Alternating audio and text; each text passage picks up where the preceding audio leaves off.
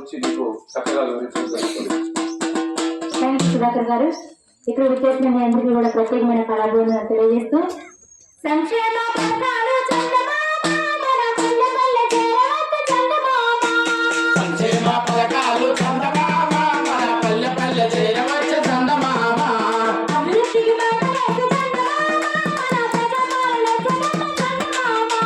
అభివృద్ధికి బాటలేసే చందమామ మన